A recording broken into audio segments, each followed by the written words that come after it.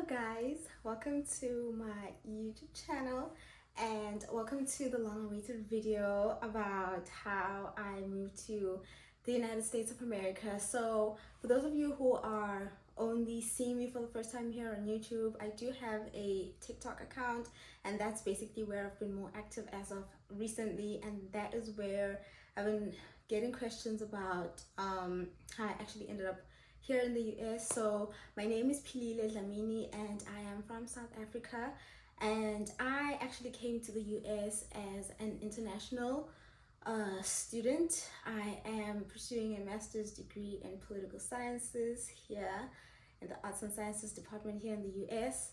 And I am on a full scholarship, full academic scholarship, and as a part of my scholarship, I am a graduate teaching assistant, which means I work as well in the university. So how did I move to the USA? I'm going to tell you guys about the application process. If you're interested in applying and moving to the United States as an international student, the most important thing that you need to prioritize and think about is time. Time is of the essence because you are going to be going through processes that will require months and months, or steps that are going to take you months and months to complete. So the most important thing is time. I know that most people that I spoke to before I actually started the process myself took a year to complete the process. I started in January, so it wasn't necessarily a full year, but it was about eight months, about 7 to 8 months that I took. I would not advise because things just happened in a haste for me, things just happened in a haste, and I didn't really have enough time to get things done properly. I think that had I had more time, had I given myself more time, the process would have been less intense. Let me say that. The process would have probably been less intense and less challenging, because honey, I cried and I had a lot of sleepless nights. When you're working towards something you really wanted, and there's just challenges and things are taking time and you don't have control over certain situations. Yeah, so to avoid it, I think the most important thing that you need to prioritize is time.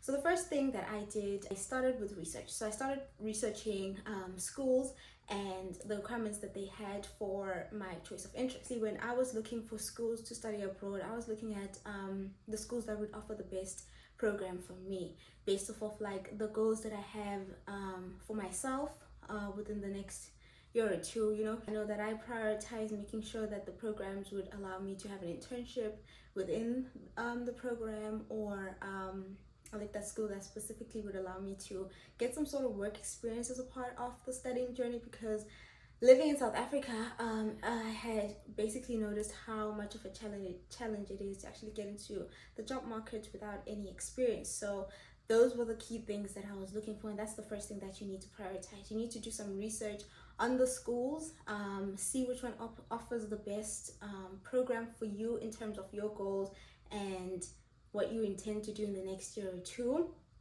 And you need to look at their requirements. So you know that you need to get admission right into graduate studies. So do you meet the requirements? If you're someone who's still in like your undergrad, or somebody who's watching this and you're like in 12th grade, grade 12, you must not be a 50% type of person, because you're going to need to qualify for these things.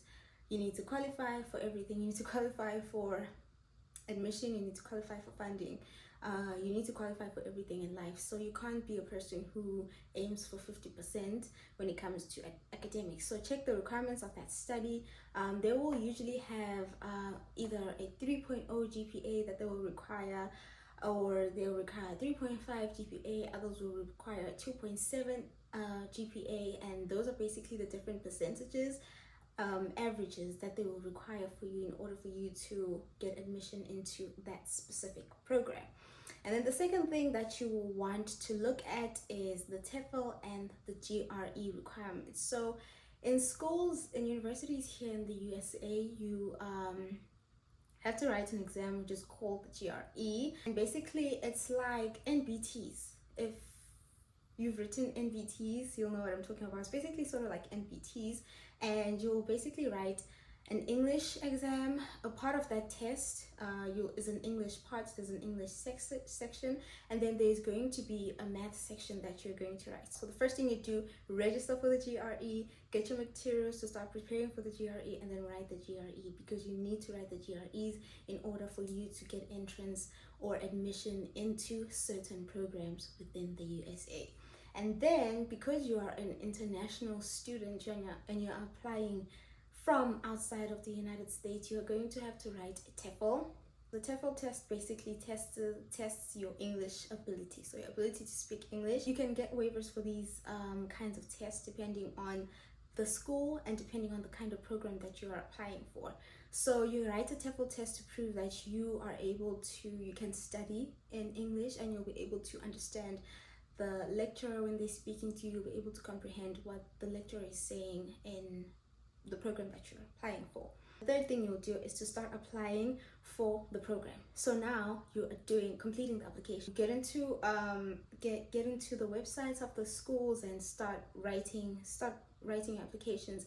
What is important here and what I want to highlight is make note or pay specific attention to the priority deadline. So in USA, when you apply for studies in universities, you get 2 deadlines. So there's not only one deadline. I'm not sure if we did this in South Africa, but yeah, you get 2 deadlines. There's the priority deadline, and then there is the final deadline. Priority deadline is basically your early bird. So those are the people who are going to get admission first. Those are the people who are most likely going to get funding. Those are the people who are going to secure space first before others. I say, because you are basically at this point competing on an international pool, right? You're not just competing with other students from South Africa, you're competing to get into university in the USA. And we all know that a lot of people, especially, it's not common for South Africans to study abroad, especially for Tina, like but it is common for a lot of other African countries to go and study abroad. At this point, you're competing on an international pool, right? To make sure that you try to maximize your chances of getting admission as much as possible. If you are going to apply and make sure that you meet priority deadlines instead of the final deadline, you're increasing your chances of getting admission, you're increasing your chances of getting funding as soon as possible, right? Which will make it easier for you to move forward with the rest of the process. Number 4, World Education Services. So everybody's going to have to do this, and I think that had I known that I was going to do this, I would have actually done it during my research phases, or at least when I found out at least that I qualified for the program that I wanted to enroll into, right? So World Education Services is basically I don't know what to call it. It's like a platform where you're able to submit your academic records as of the South African grading system for me, or for people who come from South Africa, and they basically will translate your results to the American grading system. And then the 5th and final thing that I'll talk about in this video is university admissions and rejections, and that's the final part that you will be dealing with in terms of the application process. So here you are basically getting your admissions and your rejections. I would say that it is best to apply to at least 5 schools, so that you can try to maximize your chances of getting accepted, maximize your chances of getting funding for your studies, and just maximize your security. So apply to the more schools you're able to apply to, the better, right? And then around April, I think that's when I started getting my admissions. I think I got my admissions from April through May. That's when you'll start getting your admissions and your rejections.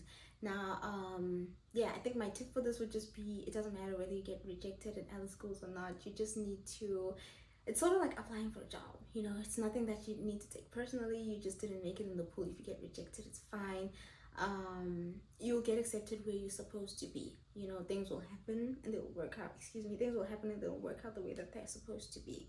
This is all that I wanted to talk about in this application process video. I hope that you enjoyed this video, and if you have any questions, you can always comment your questions down below in the comment section.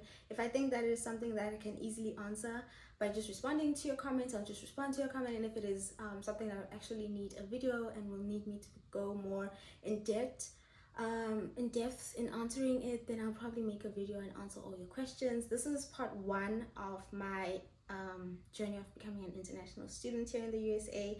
I'm going to do part 2 where I'm going to be talking about applying for funding. I'm going to do part 3 where I'll be talking about packing, and I'll be giving you tips about that part of the application and your moving process. I hope you enjoyed this video, guys. Like and subscribe, and I will see you in my next video. Bye.